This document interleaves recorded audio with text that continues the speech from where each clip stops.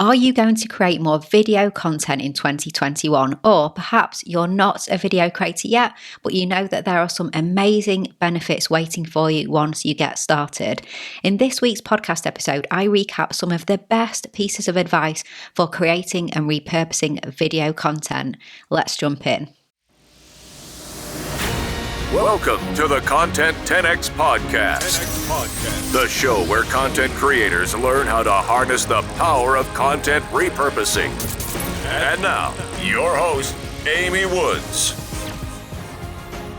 Hello and welcome to this week's episode of the Content 10X Podcast. I'm your host, Amy Woods, and this is a special episode. It's all about video content and focuses on the very best of video repurposing tips and advice that we've had on the show in 2020.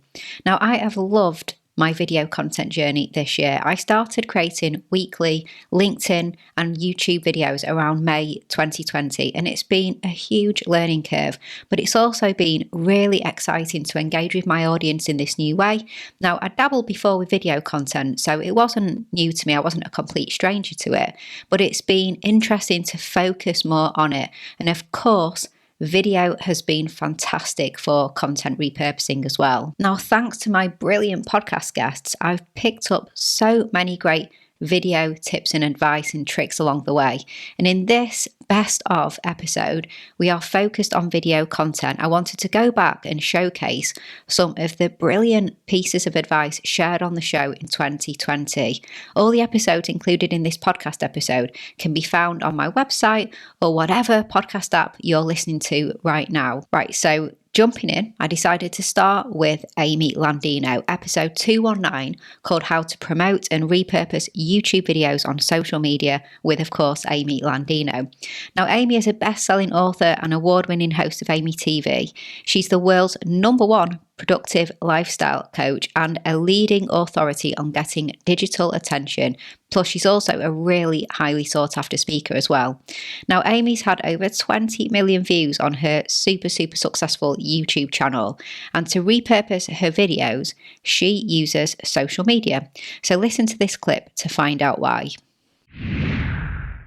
If you know your audience really well and there's one home base that you kind of have with them, where else are they hanging out with you?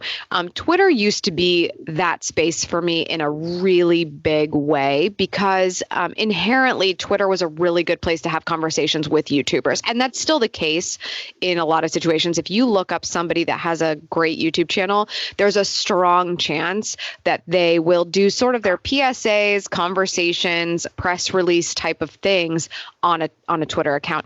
But it's really hard to say that it is what it used to be. And Instagram has quickly become that in a lot of ways. So that's our top priority for everything that we do, especially with my audience. The main platform is YouTube. The backup, the behind the scenes, the in the meantimes are on Instagram. And so I try to keep that busy with stuff all the time. We are repurposing constantly. I have an entire dedicated album in my iPhone, in my photos, of graphics that my graphic designer has made that are custom to any content I've already created. So as soon as a YouTube video goes out, it goes into a Trello board and she sees it. She sees what the video is. She pulls in some photography from me. She grabs some of her own stuff and she makes a graphic for me to just keep in my phone anytime I want to promote that video. And it's just a different kind of way to promote it when we in-house already have lots of video assets we can repurpose in order to do that. My video editor, at the moment a video goes live, will create Instagram story assets for me of actual video footage teasing what the video is about so that we can encourage people to swipe up and go watch it. Here's the reality. There's not a lot of crossover there. Like, you're not going to see a ton of traffic come from social because those social platforms are so fun to be on by themselves that they not decide they want to disrupt that and go see the content. But regardless, you have attention because you're reminding people you have a regular show, you're creating content here. There's always something to look at. So the goal is, even if you publish just once a week or twice a week on YouTube, that you've always got something else going on in these other social platforms.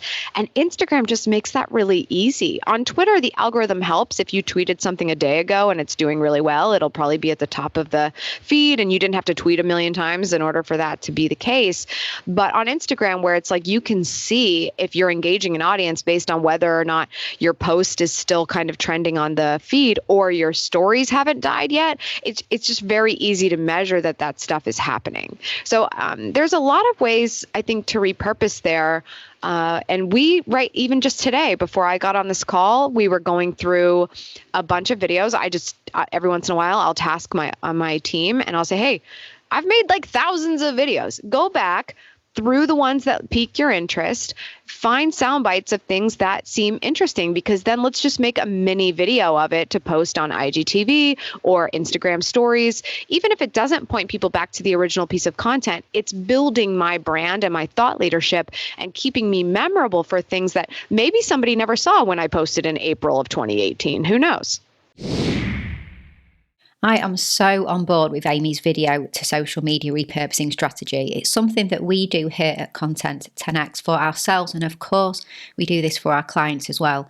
And it's a brilliant way to get snippets of your video content out to a wider audience. So thanks to Amy for that fantastic tip. If you want to listen to more of Amy's advice, check out the full interview with her. It's episode 129, How to Promote and Repurpose YouTube Videos on Social Media. Just go to content10x/129, or you can find that on any podcast app that you like to listen to.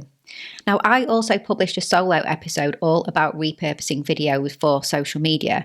So if Amy's advice sounds like something you want to try out, here's a bit of advice from me to bear in mind from my episode, How to Repurpose Videos for Social Media.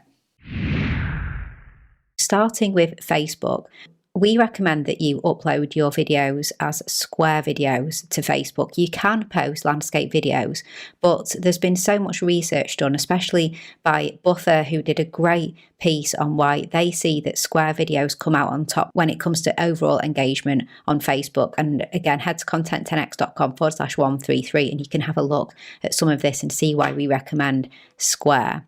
Next on Facebook, not too long, not too short. So the maximum length of videos is really long on Facebook. You could put up to a 4-hour video, but people don't go to Facebook to watch feature length, long videos. Now, Facebook say that they prioritize longer videos, but they categorize a longer video as being 3 minutes or more. And that's what we really recommend, that you do videos that are a few minutes, maybe around the 3-minute point for your short teaser videos that you'll share on Facebook. Now, of course, Facebook has stories as well. Stories are filmed in portrait mode, or if you are going to repurpose videos into stories, you are going to have to change them to be in a portrait vertical format for them to work. And I'm going to come on to that in just a second. And also Facebook has Facebook Live. And what I'm going to say here for you for Facebook Lives is, firstly, really do think about the aspect ratio of your video before you go live if you are going to go on and repurpose the live.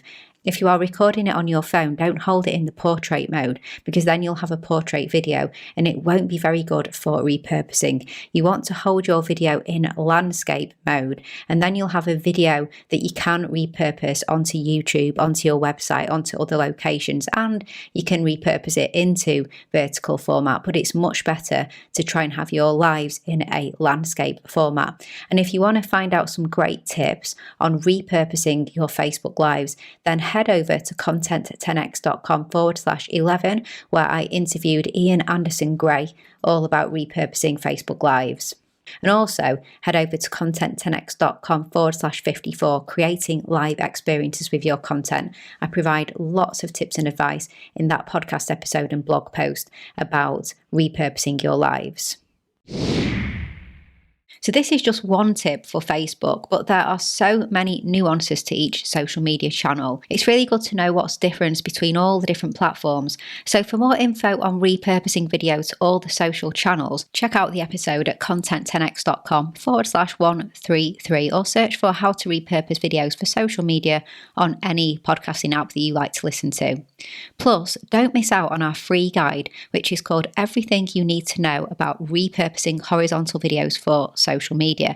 That's a great download. It's at content10x.com/repurpose video. And it's just a really, really useful PDF showing you how to take those horizontal videos that you'd have created for YouTube or LinkedIn or Facebook and turn them into social media videos in different dimensions. So again, that's content10x.com/repurpose video.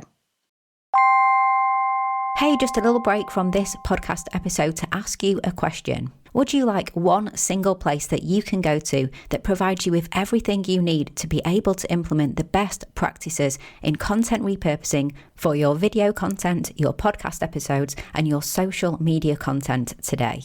To help you get more value from the content that you create, get more time back, and help you reach more people than you ever thought possible. If so, then you are going to love the Content 10x Toolkit. The toolkit is full of video tutorials, templates, checklists, swipe files, step-by-step guides, and more that shows you how to repurpose your content in the best ways possible today. No more Googling, no more figuring it out yourself. We provide you with everything that you need to become a content repurposing pro. If this sounds like something that would interest you, then go check out the Content 10x Toolkit at content10x.com/toolkit. Okay, and back to this week's episode. Now, if you're thinking, okay, this all sounds great, but I'm not a YouTuber, you really don't have to be someone who believes that everyone has a story to share. Now, if you're thinking, okay, this all sounds great, but I'm not a YouTuber, you really don't have to be. We're talking about video content, whatever platform is right for you and your audience. Someone who believes that everyone has a story to share and should not be afraid to share it is captivating video creator Mike Ganino. Mike was certainly one of the most energetic podcast guests of 2020, and I absolutely loved interviewing him in episode 159. The episode is called How to Create Captivating Video Content with, of course, Mike Ganino. He's so passionate about encouraging everyone to get in front of the camera and share their stories. So if you're unsure about how to start creating video content, then listen to his 2 top tips. So I always do I do a bunch of things, but 2 things I do when I'm making videos is I'll outline like a quick little script. And I always think a good script for a video, although it could actually work for a webinar or a speech as well, or presentation, but for a video that you're putting out into social, the thing that I think really works is the same thing that you would see in television or something like that. It's hook them. So what kind of hook? What can you say at the top of it that scoops them in? The thing that most people do wrong here is they give their bio or they do their stats because they're trying to earn permission. But what if you just showed up on video and you gave them a hook that showed your audience like, oh my gosh, I need to hear how this ends. I need that because I have that problem. For example, if I was doing one for Captivate on Camera, which is a little workshop I lead, if I was doing a video for that, the hook wouldn't be, hi, I'm Mike Ganino, and for decades, I've been on camera in front of audiences all around the world. I've trained with some of the best people here in Hollywood, New York, and Chicago. I wouldn't do that because I don't need to, and it's boring to you. What I would do instead is to say, you ever try to make a video, and then you try, and 7 hours later, you were supposed to make a 3-minute video, and you're still trying because that camera is blinking at you and saying, say something great, be amazing. I would do something like that so that the audience is listening and saying, oh my gosh, I need to hear what's in this video. Then I would give them a takeaway so that they have promise. So I'm going to hook them and say, hey, here's a problem. I know you have. I have it too, or I know people who do. Then I'm going to give them a takeaway that says, but you don't have to have that. There's a way to solve it. There's a way to be more confident, captivating, whatever the case is. And I'll show you how in this video. Now people are like, okay, I want to watch this. Then I can go into my lesson and give the CTA. So I always map that out: hook and takeaway and ending. The middle, sometimes if I'm going to go a little more impromptu, maybe I just put a bullet point, but I always map out my hook, my takeaway, and my call to action for the end, which sometimes is not buy my thing or sign up for my list. Sometimes my call to action is, so turn on the camera and know that what you have to say matters. Maybe that's my call to action. Maybe my call to action is, so grab your phone and send a video to someone you love who you haven't spoke to lately. That might be my call to action. It doesn't always have to be buy my thing. It could be go change the world with your videos. So I always do that. And then the second thing, and you and I have spoke about this before, whenever I'm doing videos, when I'm doing webinars, and when I'm planning presentations, I block off my content on little Post-it notes or even on a piece of paper as questions. My agendas for meetings are questions. So instead of saying like, here's all the things I want to talk about, what I do is I ask a question. So in the example I just gave about Captivate on Camera video, for the hook, my question might be, why is it so hard to be on video? Or what happens when people try to make video? That would be my question. And then I'm responding to that. So I put it up on my screen or on my wall, wherever I'm going to do it. And I see, I can look up real quick. Okay, why is it so hard to do video? And then I respond to that. Great. Now I can look up again. I can edit out the lookup. Look up again. Okay, the next question is, so is there any hope for everybody? Oh, yeah, there's hope for people like you. And here's what it is. Okay, what is the big thing people need to do? So I believe that putting in those questions, and I even teach my clients when I'm working with people for video or for public speaking, for webinars, to build their presentations as a series of questions. You may never ask the question on camera, but the question being there is going to guide you into like, oh yeah, this is what I'm supposed to say. And it's going to come a lot more natural than a script.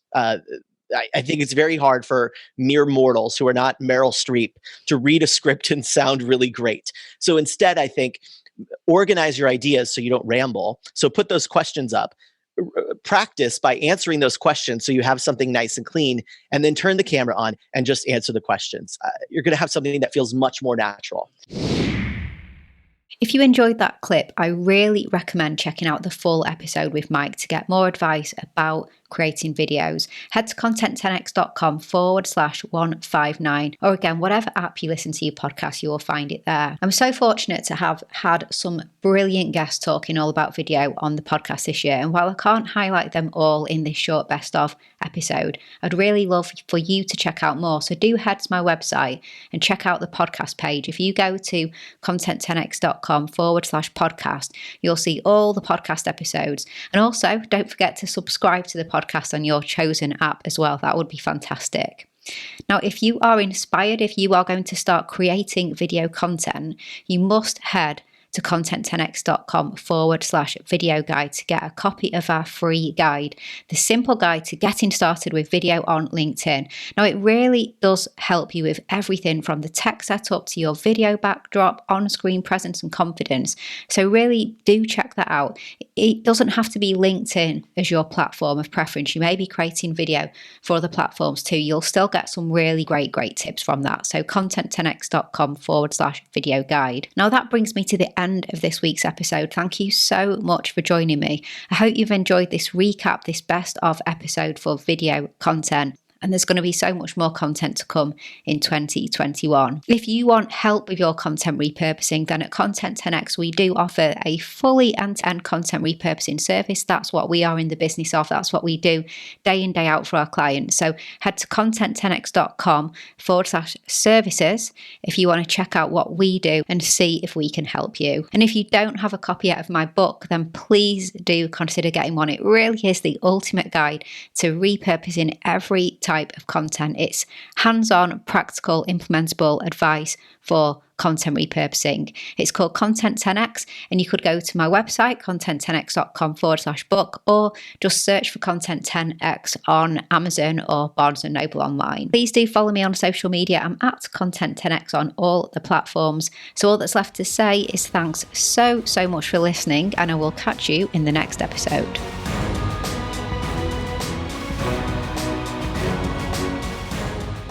Okay, so I hope you enjoyed that discussion, and thank you so much for tuning in. If you enjoy the Content 10x podcast, then why not hit that subscribe button on your podcast listening app of choice so that you can get updated when new episodes are released. And I'd really appreciate it if you could leave a review as well. That really makes a difference for the podcast. Also, please do get a copy of my book, Content 10x, More Content, Less Time, Maximum Results. It is the ultimate guide to repurposing every type of content, and it's available on Amazon in Kindle and paperback, and also in audiobook as well. And you can head to content10x.com/book to find all the other places that you can get a copy of my book. And if you would like us to do your content repurposing for you, then we offer a fully end-to-end done for you content repurposing service. This is for podcasters and video content creators. We have our Podcast 10x video 10x and also our specific LinkedIn 10x service, helping you to become the leading authority in your industry on LinkedIn. You can find out so much more about our services on our website. And also, please do give me a follow on the social media platforms. I share lots and lots of tips and advice on social media about content repurposing. I'm at Content 10x on Instagram, Facebook, Twitter. And if you try content10x.com/LinkedIn, you'll find my LinkedIn profile over there as well. All that's left to say is thank you so much for listening to this week's episode, and I'll catch you in the next one.